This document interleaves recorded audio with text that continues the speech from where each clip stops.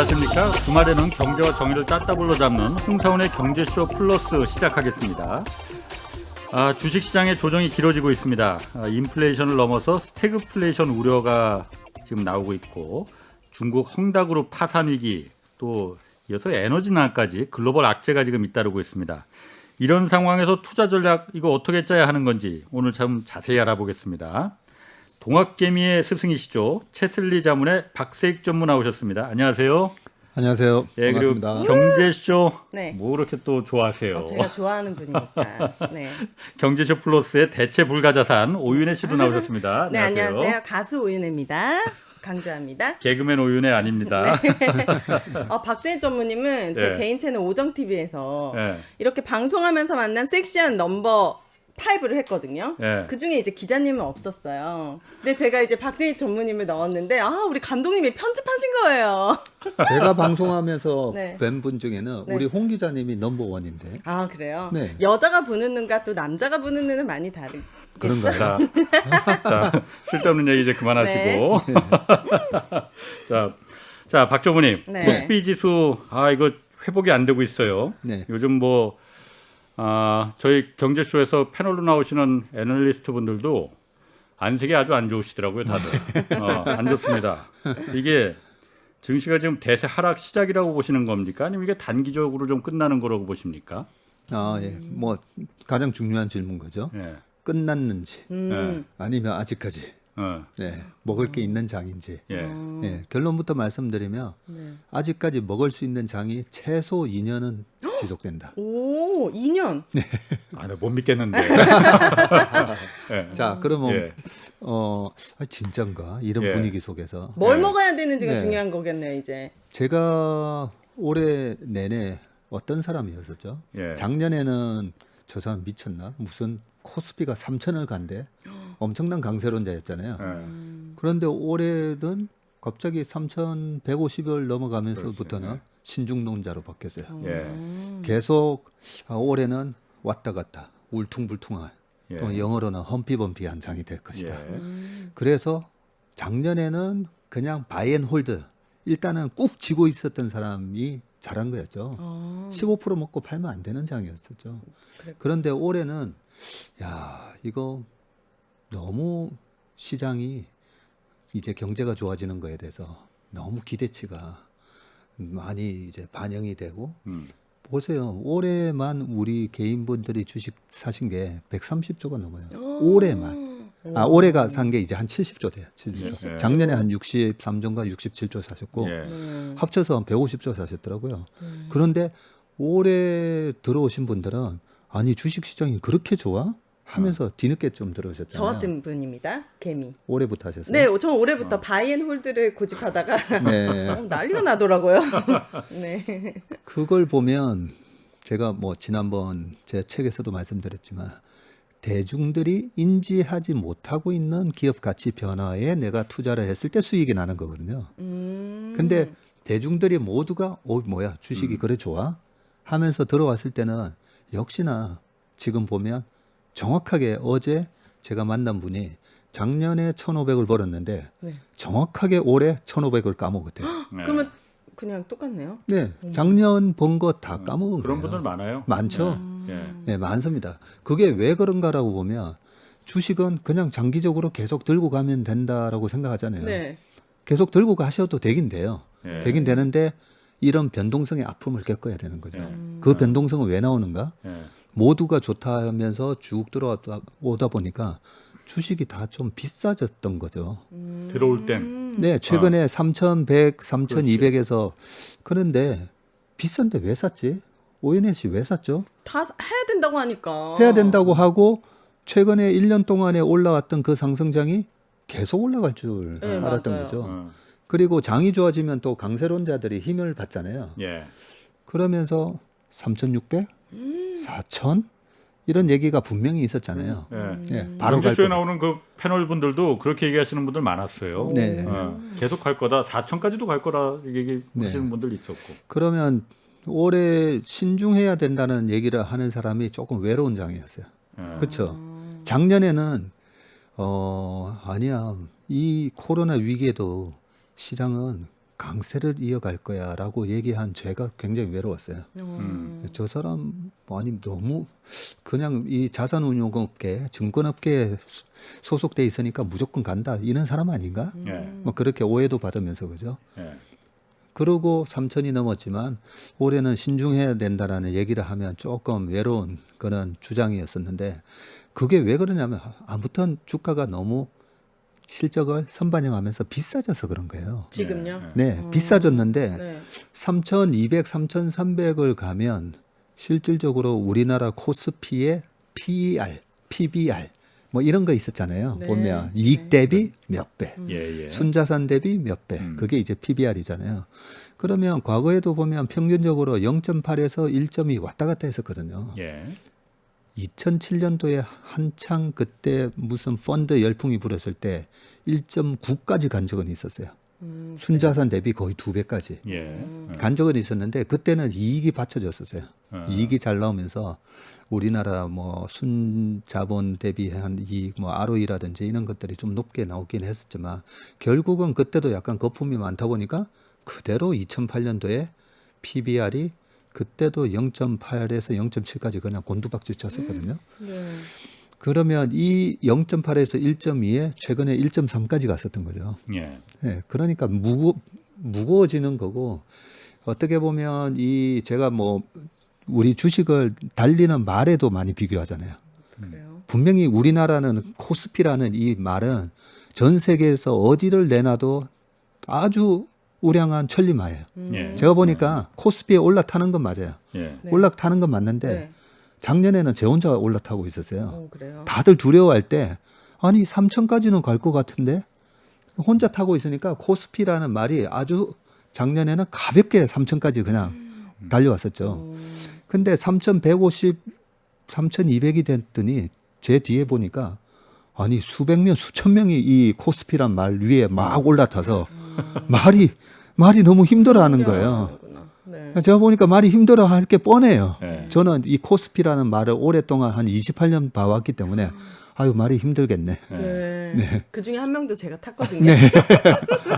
그러니까요. 힘들었을 거예요. 네, 네. 그래서 항상 우리가 주식을 할 때는 내가 외로운 싸움을 하고 있는지 아니면 이렇게 몰려다니는지 그게 중요한데 어쨌든 좀 많은 분들이 너무 장밋빛 전망에 올라탔던 게 사실이고요. 예.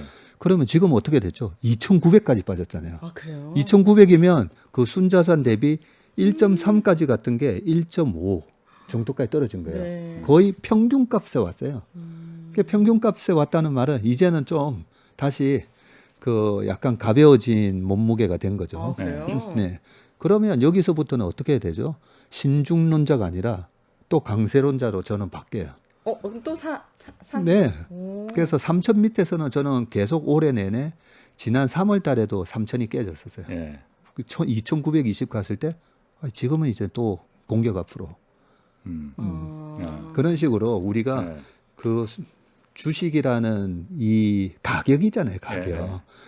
부동산으로 따지면 그래도 요즘에 뭐 평당 한 4,500, 5,000 정도가 적정한데 막 8,000 가 있으면 좀 기다릴 수도 있는 거고. 그런데 주식이라는 자산은 이 변동성이 엄청 심해요. 심해요. 부동산은 8,000 갔다가 어떻게 5,000까지 내려와요? 안 내려오잖아요. 근데 주식이 원래 그런 거예요. 적정 주가 수준이 3,100 정도임에도 불구하고 막 3,300 넘었다가도 또 금방 2,900 갔다가도 가기도 하고 그런 건데 가장 중요한 것은 제가 시장을 그동안은 어떻게 박세익 전문에 저렇게 시장을 오르고 내리는 거 다 맞췄지? 운 좋게 최근에 1년 반은 거의 맞췄지만 네. 제 마음속에는 장을 맞춘 게 아니라 네. 작년처럼 코로나 때 너무 쌀 때 무조건 사면 먹어요. 너무 쌀 때는. 그리고 모두가 올라타서 주가가 비싸졌을 때는 먹기 힘들다는 거 알아요. 네. 그래서 비싸졌을 때는 저는 내려옵니다. 그냥 말해서. 내려오고 네. 잠시 말 타는 거 멈추고 그동안에 좀 하고 싶었던 거 있었잖아요. 못 읽었던 책도 읽고 그동안 그런 게 부모님 좀 잘 못 찾아뵀는데 부모님 찾아뵙고 네. 그 시간을 좀 의미 있는데 쓰다 보니까 또 내려왔어요. 그럴 때 윤혜 씨가 말을 잘못하갖고서는 그러니까. 마상 입었잖아. 마상. 마상이 뭔지 아시죠? 지금 유머하신 거죠? 깜짝 놀랐습니다. 마음의 상처. 아, 그렇습니다. 처음엔 아, 몰랐는데 마음의 마상 모르셨구나. 네. 요즘 그게 핫한 유머입니다. 뭘 핫해요? 지금 10년도 전에 유머인데요. 속상하는데. 그러면 그 하한선이 있을까요? 혹시 지금 2,900선이라고 하셨는데 네. 어느 선까지는 그래도 우리가 살 수 있는 그 코스피 지수일까요? 네. 그래서 올해 3,150을 기준으로 플러스 300 하면 3,450. 밑으로는 2,850. 네. 그럼 2,850 밑으로 떨어지면 그때는 도망가야 되는 건가요? 아니죠. 그렇게 떨어질 수는 없는 거고. 네. 그런 건가요? 밑으로 가면 갈수록 우리가 주식 포지션을 늘려야 되는 거고 이 가격에 대한 개념이 없으면 비싼지 싼지를 모르면 그냥 매달 꾸준히 주식을 사면 될 수도 있어요. 근데 비쌀 때도 샀다가 쌀 때도 샀다가 하면 결국은 이제 평균 가격인데 그러더라고요. 조금이라도 네. 내가 시장보다 더 좋은 수익률을 내려면 네. 이 중간값보다 내려왔을 때 더 사고 올라가면 줄이면 되잖아요. 그래서 지금처럼 3,150을 기준으로 특히나 뭐 2,900 초반이면 대부분의 지금 우량 주식의 가격들이 고점 대비 지금 막 30%씩 빠졌잖아요. 그래요? 카카오도 35% 빠졌잖아요. 그래요? 네. 그랬을 때 우리가 이 좋은 주식을 남들보다 위에서 산 사람보다 나는 마이너스 30%나 밑에서 사네. 그런 마음으로 사는 거예요. 종목을 사시는 거죠, 전무님은? 당연히 종목을 사야 되는데 종목을 뭘 사야 되는지 잘 모르는 분들은 그냥 코덱스 200이라고 지수를 사는 방법이 있고 네. 지수의 2배짜리는 코덱스 레버리지하고 코스피 지수 곱하기 2배로 움직이는 게 있고요. 네. 물론 반대로 움직이는 인버스나 고버스도 있긴 하지만 저는 이제 떨어지는 거에는 저는 배팅을 안 하는 사람이거든요. 그거는 사실 투자라기보다는 투기에 더 가까운 거 아니에요? 도박 솔직히 같아요, 약간. 떨어지는 거에 맞습니다. 배팅을 하는 거는 우리가 주식 시장의 격언에 비관론자는 명성을 얻고 낙관론자는 돈을 번다고 돼 있어요. 난 돈을 벌래. 네. 여기는 명성이시죠? 정의를 찾으시기 때문에. 그래서 무조건 부동산이든 주식이든 낙관론자가 돈은 무조건 벌게는 돼 있어요. 벌게는 돼 있는데 그래도 냉철한 낙관론자가 돼야 되죠. 비쌀 때도 낙관적인 거는 그거는 낙관적인 게 아니라 무모한 거잖아요. 네. 자, 박정무님 그런데 네. 지금 이럴 때 그러니까 말해서 다시 내려오지 말고 탈 준비를 할 때라고 지금 말을 하시잖아요. 네. 주가가 많이 내려왔으니까 싸졌으니까. 네. 그런데 요즘 보면은 일단 국내뿐만 아니라 국제적으로 글로벌리하게 여러 가지 변수가 많잖아요. 네. 뭐 난데없이 에너지난 때문에 뭐 중국에서 일주일에 한 번만 전기를 공급한다고도 하고 또 뭐 헝다 사태도 있고 뭐 인플레이션 뭐 지금 또 스태그플레이션이 올 수도 있다는 1970년대 같은 그런 파괴적인 스태그플레이션이 그렇죠. 올 가능성도 있다는 우려도 막 제기되고 있거든요. 네. 이런 게 우리 증시의 투자자들 입장에서 이게 좋은 게 될 것 같지는 않거든요. 언뜻 생각하기에. 사실 이렇게 인플레이션이 마구마구 막 이렇게 몰려올 때 제일 위험한 사람은 사실 자산이 없는 사람이죠. 그렇죠. 물가가 상승하는데 물건을 들고 있지 않는 사람. 물건이 뭐죠? 오늘 1,000원이 될 게 내일은 2,000원이 되니까. 부동산이든 주식이든. 예. 물가 상승. 자, 물가라면 그러면 라면값도 물가에 포함돼 있잖아요. 예. 최근에 라면값 인상하고 음료수값 인상하고 우유값까지 얼마 전에 인상했었죠. 예. 그러면 기업들 그 제품을 만드는 기업들은 그만큼 물가가 상승한 만큼 매출이 늘어나죠. 매출 늘어난 만큼 주가는 올라가게 돼 있고 예. 그런 논리로 따지면 물가 상승에 대한 공포감이 있을수록 우리는 어쨌든 물건을 갖고 있어야 돼요. 자산을. 돈 갖고 있으면 물건값이 2배로 올라가는데 예. 뭐하러 돈을 갖고 있어요. 그런 논리로 최근에 이제 1년 반 동안 빠르게 자산 가격이 올랐죠. 예. 올랐는데 우리 홍 기자님이 지적하신 것은 그게 1973년 첫 오일 쇼크, 예. 1979년도 2차 오일 쇼크. 너무 가격이 원자재 가격이 폭등을 해버리면 소비가 위축되고 그렇죠. 기업들이 코스트가 라면 가격은 올랐는데 라면을 만드는 데 들어가는 봉지, 예, 화학 제품 가격이 올라가 버리고 거기 들어가는 밀가루 가격이 올라 버리면 수익이 안 나는 거죠. 그렇죠. 예. 그럴까봐 걱정하는 거잖아요. 그럴까봐. 예, 예, 예. 그럴까봐 걱정인데 왜 그런 걱정을 하시냐면 최근에 연방준비은행이 돈을 많이 풀었으니까 예. 돈을 엄청 찍어냈으니까 예. 이게 물가 상승이 올 수가 있는 거죠. 예. 실제로 오고 있죠. 실제로 왔고요. 굉장히 오릅니다 물가는. 미국 말씀하시는 거죠? 네. 한국도 오르고 있어 지금. 네. 그러면 우리 오연희 씨가 또 그런 생각할 수도 있을 거야. 아니 미국이 돈을 찍었는데 왜 우리나라 물가가 올라가지? 그러게 말이야. 참. 그 그렇죠. 질문 했어야지 칭찬받는 건데. 네. 그러게요. 그렇게 하실 것 같아서 제가 눈빛을 읽고 네. 거기까지 생각도 못해요. 왜 오르는 거예요? 근데 진짜 미국이 돈을 찍었는데 미국이 우리 돈을 물가랑 찍었는데. 무슨 상관이에요? 우리나라가 1년에 경상수지라고 하잖아요. 그 경상도? 경상도 좀 편하게 좀 쉬운 말로. 설명해 주시죠. 네. 예. 수출하고 수입을 해가지고 네. 남는 돈. 아 그걸 네. 경상수지라고 예. 하니까. 네. 그 경상수지가 흑자가 났느냐 적자가 났느냐. 그 경상수지에는 또 세 가지가 있어요. 뭐죠? 뭐 우리 박지성 선수가 맨체스터 유나이티드에 뜨면서 돈을 받고 지금은 이제 손흥민 선수죠. 네. 토트넘에서 돈을 받잖아요. 돈 벌어 온 거잖아요. 네. 손흥민 선수는 대한민국 국민이잖아요. 네. 그걸 소득수지라고 그래요. 아. 예, 우리가 나가서 돈 벌어 오는 거, 예, 열심히 일해가지고 소득수지. 그 다음에 상품수지라고 해서 우리가 반도체 팔고 자동차 팔고 예, 배 만들어서 팔고 그런 걸 이제 상품수지라고 그러고. 네. 그 다음에 또 하나가 상품수지, 소득수지, 서비스수지. 서비스. 네, 또 서비스업이 있잖아요. 넷플릭스 같은 것도 보면 서비스에 해당될 수가 있죠. 그리고 우리가 미국 가가지고 저기 월트 디즈니의 테마파크 같은데 뭔가 상품을 사온 건 아니지만 서비스를 이용한 거잖아요. 네. 네, 그런 게 이제 서비스 수지 다 합쳐가지고 이 경상수지가 나오는데 우리가 석유도 수입해오고 여러 가지 하는데 넷플릭스도 보고 아마존에 가서 돈도 쓰고 하지만 1년에 버는 돈이 거의 80조에서 거의 100조를 벌어요. 누가요?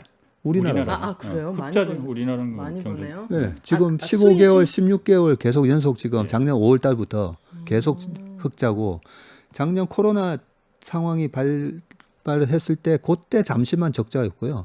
그 전에도 보면 78개월 흑자 뭐 연속. 네. 대단한 나라예요. 네, 그렇네요.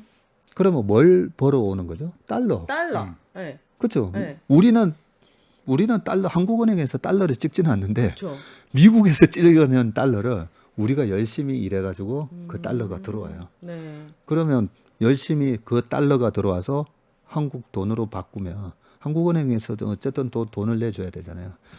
그렇기 때문에 우리나라는 한국은행에서 돈을 안 찍어도 통화량이 계속 유입이 되는 거예요. 너무 수출을 잘해서. 네. 그래서 물가가 계속 상승할 수밖에 없나 논리고 정부에서 강력한 부동산 정책을 쓰는데도 왜 이렇게 집값은 올라가지?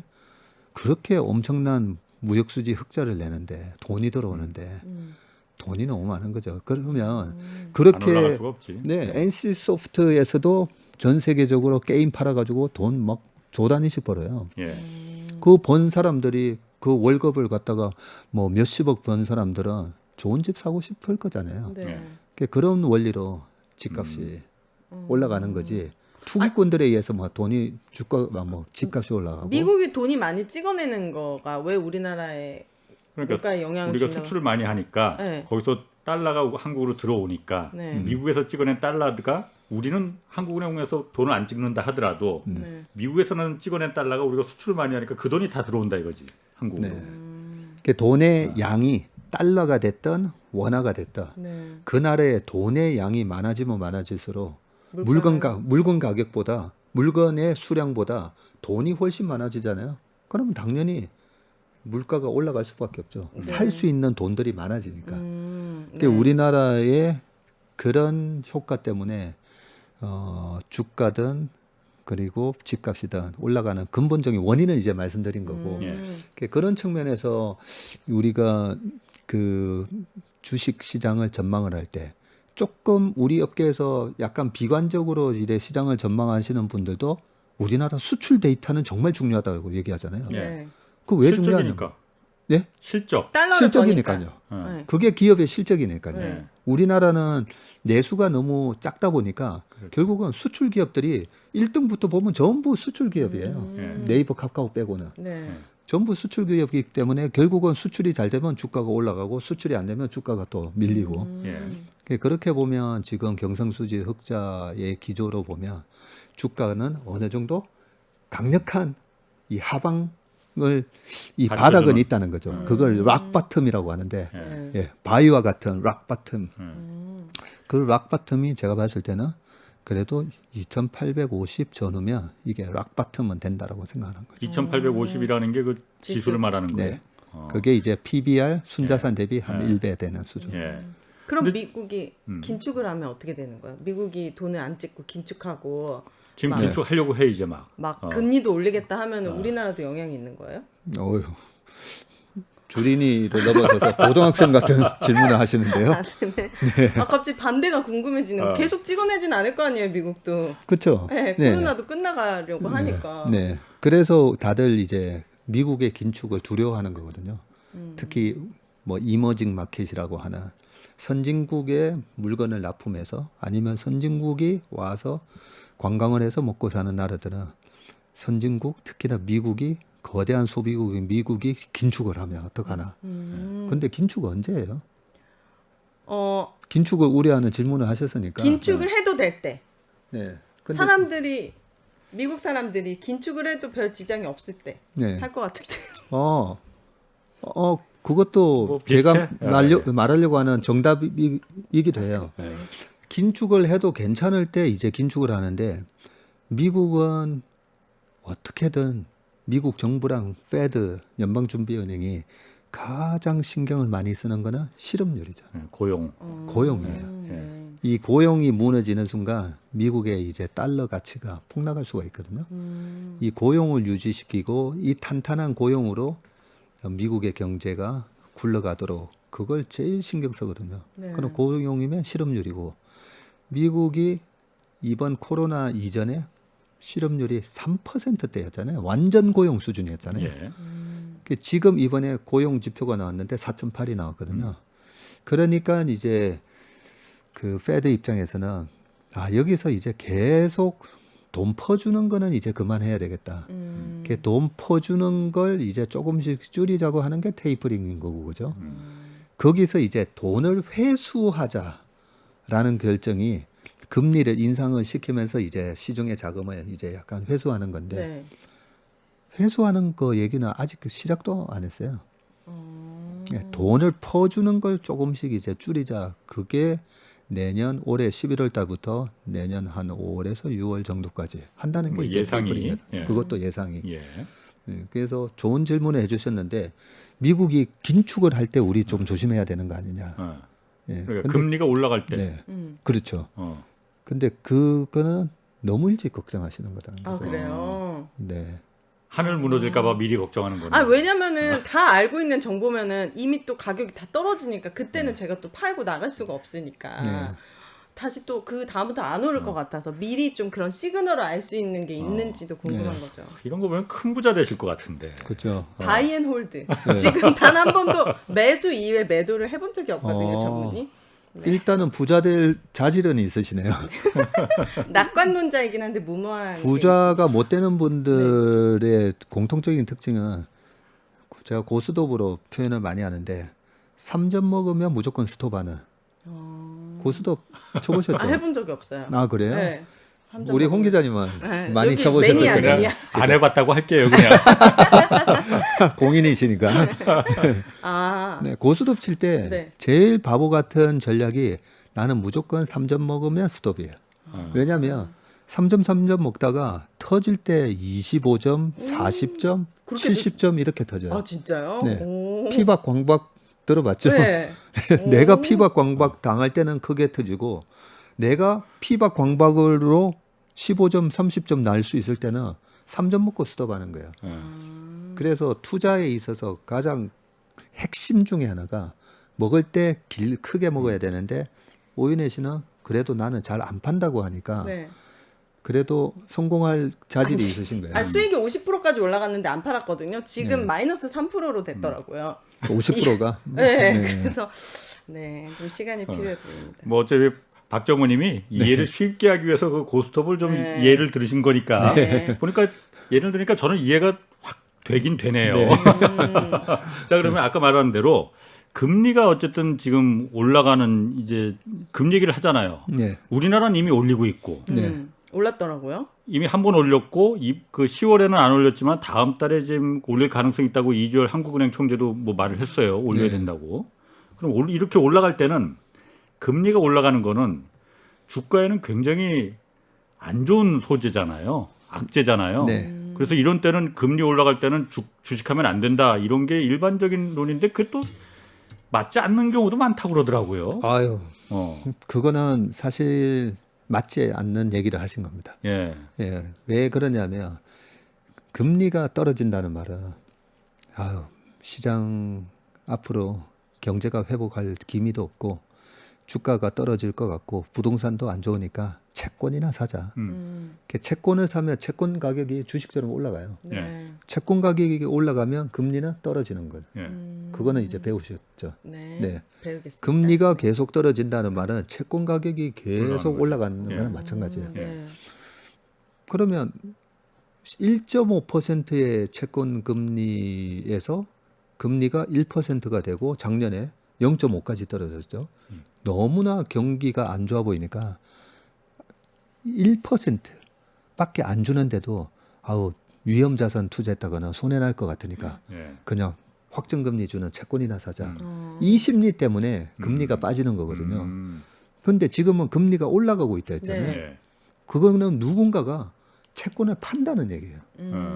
채권을 팔면서 예. 채권 가격이 계속 떨어지는데 아니 1.5 정도면 멈추지 않을까 하는데도 계속 파는 거죠. 예. 왜 팔겠어요? 오를 것 같으니까 금리가.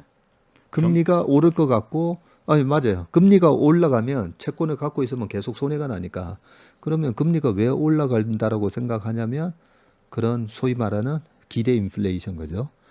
하고 금리에 투자하는 것보다는 위험 자산인 주식 아니면 부동산 사는 게 낫다라는 그런 여러 가지 생각들이 복합적으로 작용해서 이제 금리가 올라가는 거거든요. 예. 그런데 왜 우리가 금리에 민감하냐면 이게 임계치가 있어요. 주식 투자자와 부동산 투자자한테 예.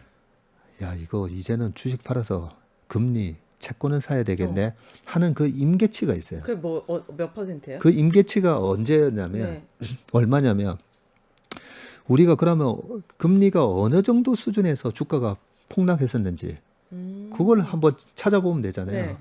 닷컴 버블 때가 지금하고 거의 비슷하게 지금 뭐 플랫폼 기업 너무 좋잖아요.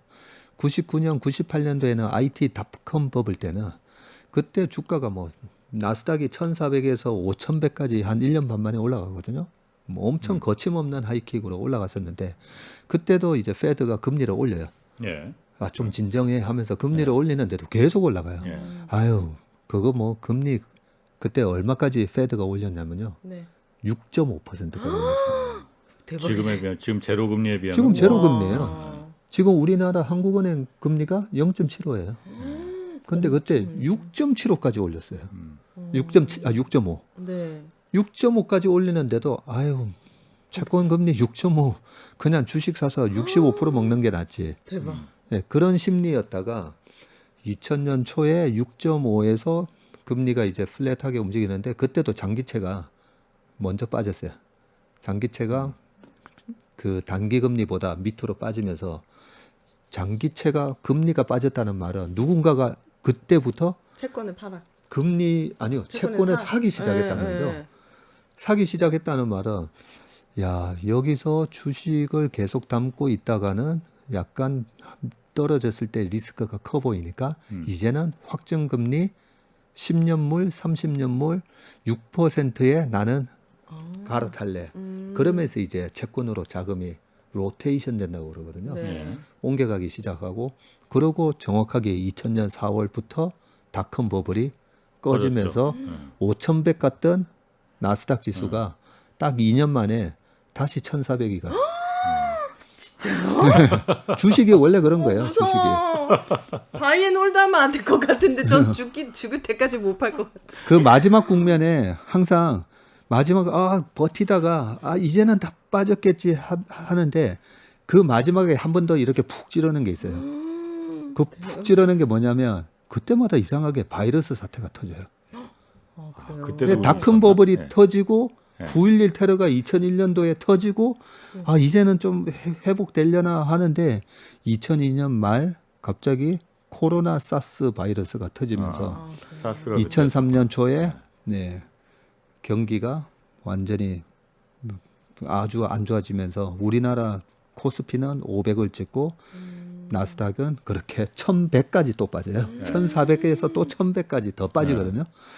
그런 모습에서 이제 페드가 그 6.5였던 금리를 1%까지 낮춰요. 예. 그값을 그 1%를 딱 찍고 나서부터는 경기는 안 살아났는데 2003년도에 다시 올라가기 시작하는 거죠. 금리가요? 시장이. 네. 코스피가. 지수가. 예, 코스피가 올라가고 그때부터 떨어졌던 금리가 다시 올라가기 시작해요. 그렇죠. 예. 그런 것처럼 우리가 코로나 지금 쇼크가 3년 전에 있었던 일 아니잖아요. 불과 작년이고 지금도 4차, 네. 지금도 우리 방역 4단계 방역하고 있는 네. 예. 코로나 그런 상황이에요. 그런 상황에서 페드가 돈 뿌려주고 이러는데 이제 금리가 올라가면서 이제 코로나에서 벗어나면서 내년 내후년에 경기가 정상화되는 걸 기대하면서 금리가 이제 오르기 시작한 거거든요. 예. 그래서 닷컴 버블 때 6.5, 그다음에 리만 사태가 터졌던 2008년 바로 직전에는 5.25까지 올렸어요. 페드가. 예. 근데 지금 페드의 금리가 빵. 아, 한국은행 금리가 0.75. 그러니까 여기서 시중 금리가 이제 1.5 올라가고 이걸 갖다가 두려워하는 거는 야구 경기를 보러 가셨는데 네. 3회 정도에 9회 끝나고 나가려면 차 밀리니까 지금 차 나가자. 주차장에서 차 빼기 힘드니까 아 그거랑 똑같아. 예, 지금 빨리 나가야 되는 거 아니야? 아직 4, 5, 6, 7, 8, 9 봐야 되는데. 아니 네. 페드가 갑자기 한 달 만에 5%를 확 올릴 수는 없는 거예요. 그러면 안 되는 거예요? 그럼 한 감옥 달 가나? 만에는 못 올리지. 아 그런 거예요? 아니 그런 거 양심 뭐 이런 거 시장 주식 상황. 시장에서 절대라는 말을 쓰면 안 되는데 네. 그런 일은 절대 없어요. 그럼 다행이네요. 네. 그러면은 아까 지금 그 코로나 이제 거의 이제 그 빠져나가는 그 얘기도 하셨잖아요. 네. 지금 머크사에서 경구용 치료제도 좀 그 개발된다고 하고 네. 위드 코로나 얘기도 나오고 네. 이게 그러면은 게임 체인저가 될 수가 있는 겁니까 그러면은? 네. 어떤- 그 부분도 상당히 중요한 부분이잖아요. 예. 이 투자 심리에 경제는 심리다라는 예. 말이 있잖아요. 예. 걸리면 이제 치료제가 있으니까 예. 이 믿을 구석이 있다는 게 얼마나 좋은 거예요. 그죠? 그러면 과거에도 이런 경우가 있었나라고 생각해 보면 지금처럼 바이러스를 팬데믹 선언을 했었던 게 2009년 신종플루 때도 팬데믹 선언 했었어요. 그래요. 네. 그리고 우리 KBS 탤런트에 있었던 이광기 씨 아드님이 그때 신종플루 때문에 아, 돌아가신 게 그러셨구나. 그때였어요. 예. 그 정도로 신종플루가 굉장히 위협적이었어요. 예. 그리고 바로 직전에 리만 사태 터지고 예. 미국의 실업률이 10% 이상 올라가고 그런 상황에서 2009년도에 또 페드가 돈을 풀면서 네. 주식이 급등을 해요. 2009년. 네. 그리고 2010년에도 올라왔는데 그때도 원자재 가격이 지금처럼 유가가 80불이 아니라 거의 100불까지 올라갔어요. 예.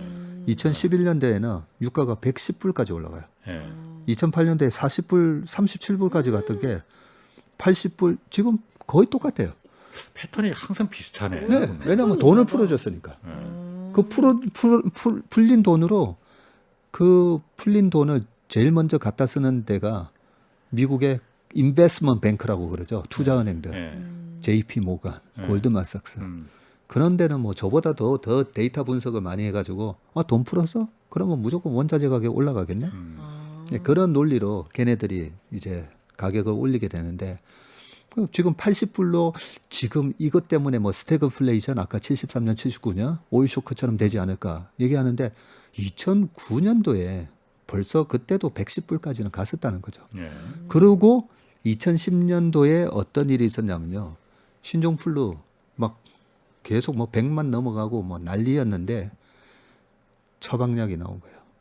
타미플루. 신종플루. 타미플루라고. 타미플루. 네. 그렇구나. 저희 애들이 둘 다 걸렸어요. 어머나. 그래요? 둘 다 신종플루 걸렸는데 2010년도에 걸려니까 순천향 병원을 데려갔더니 그 전만 하더라도 지금처럼 병원에 가면 PCR 검사하듯이 코로나인지 아닌지 검사를 했었는데 2010년도에 타미플루가 나온 이후로는요. 예. 어떻게 변하냐면 네. 병원 가면 이게 신종플루인지 아닌지 검사 안 해요.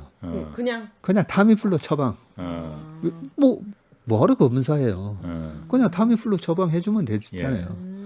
그래서 우리 애들은 둘 다 그냥 타미플루 처방받고 왔어요. 그냥. 그리고 나왔어요. 그거 먹고. 네, 그거 먹고 다 나왔죠. 그냥. 이게 엄청난 변수가 될 수 있겠네요. 그러니까요. 먹는 게임 지수자가. 체인저가 되느냐 그 질문을 하셨는데 네. 그게 과거에 2010년도에 타미플루 처방이 되면서 그 뒤로는 신종플루 집계도 안 하고 예. 2011년 됐을 때는 아무도 신종플루 얘기를 안 해요. 그리고 보세요. 지금 확진자 수 우리가 집계하잖아요. 예. 확진자 수 그거는 검사를 받은 사람들이 확진을 받은 거잖아요. 네, 그렇죠. 그러면 검사를 안 받은 사람은 아무도 안 걸렸나요? 아니죠. 엄청 많을 것 같아요. 엄청 많잖아요. 무증상도 많고. 무증상도 많고. 네. 그렇지. 그래서 저는 저희 직원들 보고도 야 우리 중에 3분의 2는 다 걸렸다가 지나갔을 거라고 그런 얘기 하거든요. 네. 그러면 안 걸린 사람들도 지금 우리 확진자 수 1000명, 2000명, 3000명 하듯이 테스트를 안 한 사람들 중에서도 그만큼 계속 걸렸을 거예요. 예. 걸리고 나면 뭐가 생기죠? 면역. 항체. 항체. 항체가 생기면서 면역 시스템이 작동을 하면서 면역이 되잖아요. 그게 집단 면역이 되는 거예요. 백신을 맞아서 면역이 생기고 안 맞은 사람들도 내가 모르고 걸려서 지나가면서 집단 면역이 생기면서 그 무시무시한 스페인 독감도 1918년, 19년 지나서 집단 면역이 돼버린 거예요. 네. 그럼 그 이후에 주가는 어떻게 변했나요? 신종플루 때? 신종플루 때 그게 그러고 나서 2011년도에 차화정 장세, 불꽃 장세가 나왔죠. 네. 주가가 막 또 올라가고 2010년도에는 아니 그러면 이제 홍 기장님이 저한테 그래 물었을 때는 아니 그런데 지금은 헝닭으로 이런 문제가 있지 않느냐. 원자재 가격 올라가는 거는 오케이. 돈 풀어서 그렇다 치고 헝닭으로 어떡할 건데. 그렇죠? 바로 옆에 중국에서. 뭐, 헝다에 대해서는 여러 가지 해석 그 분석들이 좀 있긴 있어요. 네. 일단 그거 말씀해 보십시오. 네. 그다음에 제가 좀 물어볼게요. 좀 아는 얘기인가 보죠. 헝다. 네. 자, 헝다가 무서운지 예. 2010년도 네. 5월 달에 있었던 그리스 사태가 무서웠는지 아. 따져보면요. 예. 그리스 사태가 훨씬 무서웠어요. 아. 그리스 사태가 딱 나오고 나서부터 그 전에 우리가 1998년도에는 러시아가 디폴트 선언했었고 예, 그렇죠. 2001년도에는 디폴트 선언이 뭐예요? 그 나라가 구독. 발행한 국채 있잖아요. 네. 국채가 만기가 돌아오면 돈 내줘야 되잖아요. 네. 돈 못 준다 배째라. 아, 네. 우리 옛날 IMF처럼. 네, 아, 배째라가 디폴트예요. 디폴트예요. 네. 그 나라고 나라가 하지만 들어 눕는다고 좀 들어놓는다라고. 아, 러시아가 디폴트 한 거예요? 네. 그걸 우리가 BZR이라고도 해요. 배째라. 아, 네. 그때 그리스 때. 그런 일이 있으면 그 국채에 투자했던 이 투자 은행들이나 은행들이 돈을 못 받게 되면 은행이 망가질 수가 있으니까 네. 그것 때문에 우리가 디폴트를 좀 무서워하는 거거든요.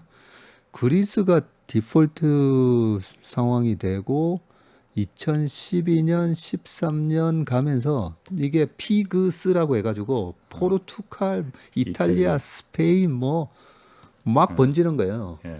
유럽 전체가 그냥 완전히 부실화되는 예. 우리나라 외환 위기, 아시아 외환 위기 같은 상황이 유럽에서 생겼었어요. 네. 그런데 그리스 주가- 때문에 생긴 거예요? 그리스를 그리스로 시작으로 해서 시작으로. 아, 다들. 네. 왜냐면 그래요. 그 당시에 유럽으로 다 묶여 있다 보니까 유로화로 이제 화폐를 통일하다 보니까 네. 뭐 좀 경기가 안 좋으면은 독일만 제조업을 발달했잖아요. 그러니까 독일만 물건을 팔고 그리스나 이런 나라들은 뭐 관광밖에 없어. 이런 뭐 아까 말씀하신 경상수지 좀 적자가 나고 그러면은 환율로다가 좀 이렇게 좀 커버를 해야 되는데 네. 단일 유로로다가 묶어버렸잖아요. 네. 그러니까 들어눕는 수밖에 없는 거지. 그러니까요. 이게 참 환율이라는 시스템이 방금 홍 기자님 말씀하셨던 것처럼 그 나라가 뭔가 경제가 약해지면 환율이 올라가면서 그 나라 통화 가치가 떨어지면서 수출이 잘 되는 그런 효과가 발생했는데 유로라는 걸로 딱 해버리니까 네. 유로가 약해지면 독일만 좋아지는 그렇지. 그런 효과가 있었던 네, 거죠.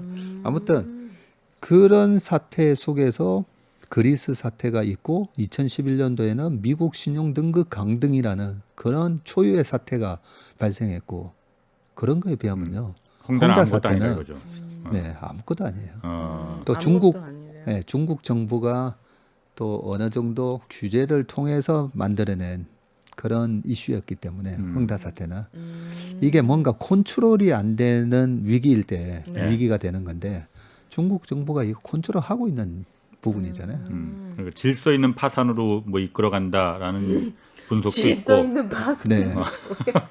너무 무서운 말이네요. 무서운 말이죠. 네. 실제로는 우리나라도 그런 거 많지. 뭐 그래요? 많았죠. 그 지금 뭐 저 HMM 뭐 그런 것도 그러니까 산업은행이 네.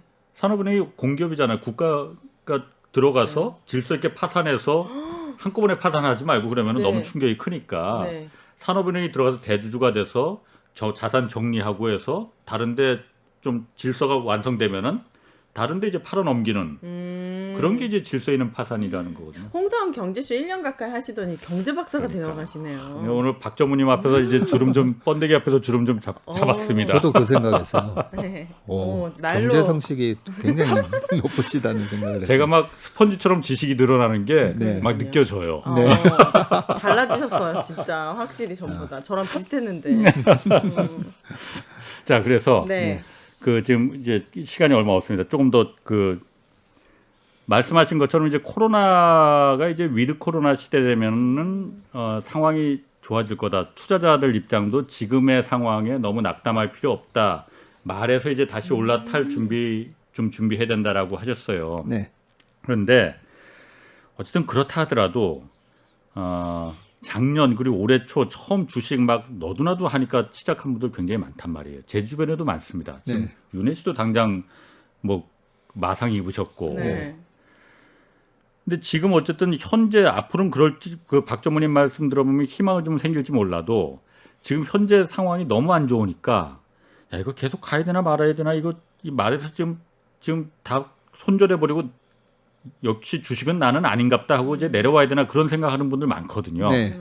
이런 분들께 좀 어떤 얘기 좀 조언이라고 해야 될까? 어떤 말을 좀 해주고 싶으신가요? 네. 두 가지로 말씀을 드리고 싶은데요. 일단은 그러면 왜 말에서 내려오고 싶을까? 높은 데서 사서 예. 손해가 나니까 예. 짜증이 나고, 또 빚내서 사서. 네. 빚내서 샀으면 더 손실이 커지고, 예. 그것 때문에 아파서 마음만 상하는 게 아니라 계좌도 상하는, 네. 그죠? 그런 부분인데, 그러면 지금 내가 이 주식을 팔려고 하는 이 지수 때는 그러면 높은 가격이냐, 싼 가격이냐? 결국 내가 높은 가격에 사서 싼 가격에 파는 격이 되는 거거든요. 네. 예. 그러면 주식도 부동산처럼 결국은 장기적인 이 물가 상승을 어느 정도 커버를 하면서 올라가거든요. 주식은 사실 리스크가 조금 더 있다 보니까 장기적으로 보면요. 예. 채권보다는 부동산, 예. 부동산보다는 주식. 주식. 예. 이 수익률이 좋아요. 그런데 장기적으로 보면 실제로 그래요. 네. 예. 근데 왜 투자를 하면 왜 이렇게 수익이 안 나지? 높은 데 사서 낮을 때 나 이제 주식 너무 스트레스 받아서 안 되겠어. 밑에서 손절, 올라가서 또 분위기 좋아지면 다시 사고, 또 분위기 안 좋아지면 밑에서 손절. 거꾸로구나. 예, 거꾸로 매매를 하기 때문인데 예. 역사적으로 100년 동안에 늘 투자자들은 그렇게 거꾸로 했어요. 예. 그렇기 때문에 오히려 윤혜 씨처럼 아예 그냥 이 변동성에는 가만히 있는 사람이 네. 오히려 잘하는 거예요. 예. 가만히 있는 사람. 그러면 저는 궁금한 게 이제 말에 타라고 했는데 뭐 현금이 있거나 이제 좀 주식을 이제 그럼 해보자 하시는 분들에게 좀 추천해 주실 수 있는 종목이 있는지 뭔가 올해나 작년과는 다른 섹터를 사야지 뭐 매력이 있는지 뭐 그런 거 궁금해요. 그게 사실은 우리가 주식이 왜 매력적이냐면 최근에 30년 동안에 우리나라에 부동산 부자, 새로운 부동산 어떤 재벌 탄생한 거 있습니까? 없어요. 트럼프도 옛날에 부동산 부자였지만 최근 30년 동안 미국에서도 부동산 가격은 오르긴 올랐지만 부동산으로 크게 돈 벌었다는 사람은 없지만 네. 앨런 머스크 갑자기 전 세계 부자 1등 뭐 2등 돼버리고 그죠? 예. 빌 게이츠는 뭐 오래전에 그렇고 우리나라의 김범수 의장이 이재용 부회장을 제꼈다. 예. 얼마 전에. 예. 지금 다시 주가가 예. 빠졌지만 전부 다 주식 부자예요. 네. 그렇죠? 음. 그렇게 따지면 우리가 결국은 주식으로 부자가 되는 그 방법을 생각을 해야 되는데 네. 거기서 방금 말씀드렸듯이 중요한 원칙은 어쨌든 우리가 싸게 사는 우량 자산을 네. 싸게 사는 거고 또 투자의 또 큰 원칙 중에 하나가 어떤 주식을 사느냐에서 방금 말씀드렸던 카카오, 김범수 의장 뭐 보면 다 혁신 기업이에요. 예. 근데 이 혁신 기업이 뭐예요? 변하는 거. 변화시키는 거잖아요. 네. 어떻게 변화시키는 거? 우리 삶을 더 괴롭게 변화시키는 거? 아니 편하게. 편하게. 네. 이렇게 아마존, 페이스북, 카카오, 네이버, 뭐 삼성, 애플까지 보면 전부 다 우리 삶을 변화시켰는데 어떻게? 아주 편하게. 네. 예, 획기적으로 변화시키면 그걸 혁신이라 그러잖아요. 예. 그런 기업에 투자하는 게 성장주 투자인 거거든요. 그런 측면에서 우리가 그러면 전무님 뭐 어떤 주식을 사야 돼요? 우리 삶을 획기적으로 변화시켜주는 기업. 그런데 모두가 그렇지 그 기업은 우리 삶을 획기적으로 변화시켜주는 기업이지 하고 10명 중에 10명이 다 맞아 하면 수익이 안 나죠. 그렇죠. 다선. 맞아? 저 기업이 맞나? 그걸 고르는 게 네. 힘들어. 네. 네, 그런 부분에서 우리가 판단을 할 수 있는데 그래서 우리가 뭐 카카오 같은 게 너무나 좋은 예였던 거죠. 예. 얼마나 편해졌어요. 카카오 때문에. 네. 모든 사람이 다 쓰고 있고. 네. 어. 그리고 우리 삶을 편하게 아니면 윤택하게 예. 저는 그렇게 표현을 하는데 저는 이제 예전에 유학가 있을 때 한국에 전화를 하다 보니까 어머니가 전화가 왔어요. 한 달에 전화비 40만 원 나왔다는 거예요. 그때 당시에 90년대 한 달에 40만 원 나왔으면 우리 부모님도 전화비에 되게 민감하셨잖아요. 네. 그렇죠. 예. 뭐 용돈만 간다니 예. 라는 예. 말이 있어요. 40만 원, 효자셨네, 2만 원 정도 효자셨어. 나오는데 이 40만 원이 나왔으니까 네. 그것 때문에 전화하고 싶은데 전화도 못 하고. 네. 근데 카카오톡으로 그렇죠. 지금은 페이스톡으로 공짜로 전화하고 있잖아요. 그러니까요. 이런 걸 가능하게 해준 애플, 음. 삼성 그리고 카카오 주식을 샀으면 예. 크게 돈 벌 수 있었던 거죠.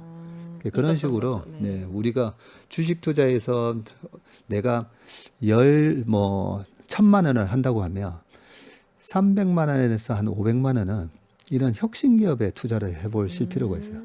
왜? 이런 혁신 기업은 고스톱으로 따지면 한 번 먹을 때 많이 먹어요? 50점, 70점 내는 아, 그래요. 매력 있네. 저는 이런 게 쌍피 좋아요. 7개 중에 아, 쌍피 2장 들고 치면 특히나 3장 들고 치면 네. 딸 확률이 되게 고스톱을 안 모르니까 쳐봤다고 하니까 쌍코피로 들리네. 아니 어떻게 아, 네. 고스톱을 안 쳐보셨지? 모범생이셨나 보네요. 아, 네. 네, 그런 것처럼 내 계좌의 30%에서 50%를 이런 혁신 기업을 담아가고 담고 네. 나머지 50%는요? 나머지 50%는 좀 안정된 기업. 예. 아. 어떤 기업? 안정된 기업? 안정적으로 이제 우리가 꾸준하게 이렇게 경기 변동하고 상관없이 꾸준하게 성장하는 기업들이 있어요 보면. 예. 예. 네, 그런 걸 한국전력 이런 건가? 한국전력은 그런 건 정부 정책에 너무 아, 민감하고 영향을 받아서 안정적인. 네, 꾸준하게 하는 기업이 이제 SK텔레콤 같은 경우가 보면 뭐 5% 정도 배당을 주면서 그냥 꾸준하게 옆으로 그냥 뭐 기는데 은행, 뭐 마트 이런 주들도 그런 거에 예. 포함되겠고. 그래서 미국은 보면 배당 투자가 꽤 많이 이렇게 보편화돼 있어요. 예. 그렇더라고요. 예, 3% 워런 버핏이 코카콜라 같은 기업을 왜 사냐면요. 코카콜라 배당 3%죠. 예. 예, 3M 있잖아요. 예. 3M 그런 거 배당 3%. 예. 우리가 잘 아는 화이자 예. 이런 제약 바이오 같은 회사도 배당을 3% 나줘요. 어. 그러면 이 저금리에 은행 넣어놓는 것보다는 네. 그런 배당주에다가 또 한 30에서 50%. 예. 그러면 이제 내 계좌가 마음의 상처를 주기보다는 아주 뭐 든든해요 보면 성장주로 먹을 때는 좀 크게도 먹어주고 예. 성장주가 또 최근처럼 빠질 때는 배당주가 떡 버티고 있고 저 그러면은 전략이. 이제 다가올 네. 이제 말에 올라타든 안 타든 그거는 이제 이 선- 방송을 들으시는 분들이 이제 그 결정하실 일이고 저희는 이제 네. 그 참고로 이제 이런 예상을 좀 하는 거니까 올해 말 이제 내년 이제 그 위드 코로나도 좀 본격적으로 시작될 때고 그러면 그때 주도할 것으로 예상되는 그런 종목 좀 저 알 것 같아요. 여행주 뭐 이런 거, 뭐 면세점 막 그건 당연히 그런가? 그건 나도 예상할 수 있을 것 같고 그럼 우주항공 할래요. 저는 우주. 우주. 박정훈님이 보시기에는 어떻습니까? 어떤 게 물론 여행주 주도할 거예요 분명히. 네. 예. 뭐 제 답을 제가 네. 뭐 최근에 거의 한 5개월 내내 그 얘기를 해가지고요. 아 예. 그래요? 네, 맞는 말씀이시고요. 저는 지금도 그렇게 생각하는데 여기서 지금 우리 세 명이 다 여행 뭐 카지노 뭐 면세점 얘기했었잖아요. 예. 뭐야 다 알고 있네. 예. 다 알고 있으면 수익이 안 나요. 그러니까 맞아요. 지금 그러면- 계속 1시간 내내 우리가 얘기한 게 그거였잖아요. 그러니까요. 그렇죠? 다 알고 있는 거는 네. 안 다 된다. 알고 있는 건 안 돼요. 네. 그러면 정말 이 사람들이 다 알고 있으면서 확신을 갖고 있는지 확인하는 방법이 그래서 주식이 있어요? 저는 뭐라고 샀어요. 물어보면 지금도 보면요. 네. 아니요, 저는 빅테크는 있는데 아직까지 아. 네. 제가 또 자주 쓰는 표현 보초병 보초병은 보내놨는데 아직 정규 군대를 안 보냈다는 거죠. 그래서 제가 이래 주변에 보면 예, 그래서 저도 보초병은 보내놨는데 네. 의미 있게 사지는 안. 맞아요, 저도. 왜냐하면 왜 의미 있게 못 사요? 확신을 못 하니까. 네 맞아요. 확신을 못 하잖아요. 네. 무섭잖아요. 네. 그렇지. 지금 아직까지도 뭐 방역 갑자기 3,000명 이상 나온다고 하니까 주가도 최근에 이렇게 또 확 밀리잖아요. 예. 겁나니까. 네. 그래서 아직까지 저는 사람들이 저렇게는 얘기해도 아직까지 확신을 못 갖고 의미 있게 못 담았다 생각하는 거죠. 그거는 저희 펀드 매니저들끼리 회의를 해봐도 알아요. 예. 저희 매니저들 중에도 7명 중에 전문이 그건 좀 너무 빠른 거 아닌가요? 그런 얘기가 나오는 게 좋아요. 예. 근데 모두 7명이 다 확신을 갖고 저도 뭐 다 채워놓고 있습니다. 어머나. 네, 그러면 그러면 안 되는구나. 안 올라가요. 우리만 다 채운 게 아니라 모든 운용사가 다 채우고 있다고 음. 보면 되기 때문에 음. 그래서 저는 지금도 전문님 그래도 여행 뭐 이런 거에 대해서 조금 부정적인 얘기 질문을 해주시는 분들이 있을 때 기분이 좋아요. 그렇지. 아직까지는 시장에 이렇게 이런 확신을 못 하고 있는 거지. 예. 여행 말고 그럼 다른 섹터는 좀 그 염두에 두고 계시는 건 좀 있나요? 그러니까 내년에 네. 올해 연말 이후에 좀 주도할 만한 섹터 같은 경우는. 네. 여러 가지를 지금 다 보고 있는데요. 네. 예. 아까 페드가 돈을 그렇게 엄청 찍어줬다 했잖아요. 그리고 우리는 열심히 수출해서 달러를 벌어도 네. 한마디로 앞으로 2, 3년 동안에는 페드가 뿌려준 달러 따먹기 장세예요. 페드가 저렇게 뿌려준 달러를 예. 누가 먼저 가서 따먹나. 우리 운동회 때 과자 따먹기 하듯이잖아요. 예. 페드가 과자를 쫙 달러를 걸어 놓은 거예요. 예. 그래 가서 누가 먼저 따먹는 건데 예. 아무나 따먹을 수 있나요? 누군가 그렇게 달러를 버려들 만큼 좋은 퀄리티의 무슨 제품하고 서비스를 만들어내야 되는 거죠. 예. 예. 그런 측면에서 최근에 한 예로 저희 지나가다가 백화점 보면 아침부터 막 줄 서 있는 거 맞아요. 보면 아니 왜 저렇게 줄 서 있나? 그러니까. 예, 백화점 문 열리면 들어가 가지고 두루마기 이제 휴지 사러 줄 서 있겠어요? 그러니까 명품 사려고 명품 다- 사려고 줄 서 있잖아요. 네. 거기다가 제가 정말 참 하나 더 황당했던 게 샤넬은 이제 1년에 하나만 한 사람한테 맞아요. 하나만 2개까지만 제한한다. 이야 참 대단한 기업이구나. 네. 그래서 우리나라 기업 중에 방금 샤넬 말씀드렸듯이 최근에 보면 이제 11월 28일부터 12월 1일까지 방탄소년단 LA 콘서트가 있거든요. 아, 엔터 섹터. 7만 명에 아. 들어가는 좌석이 다 팔렸다는 거잖아요. 그런 것처럼 그런 달러를 왕창왕창 벌어들일 수 있는 게 단순한 물건 이런 굿즈만 되는 게 아니라 서비스, 컨텐츠, 예. 드라마가 됐든 다양하게 이제 우리가 보면서 그 기회를 찾을 수 있을 거다 생각합니다. 알겠습니다. 아유 오늘 말씀 고맙습니다. 네. 박세익 전무 그리고 오윤혜 씨 두 분 고맙습니다. 네, 감사합니다. 예, 주말에는 경제와 정의 따따블로 잡는 홍사원의 경제쇼 플러스 오늘 여기서 마치겠습니다. 고맙습니다.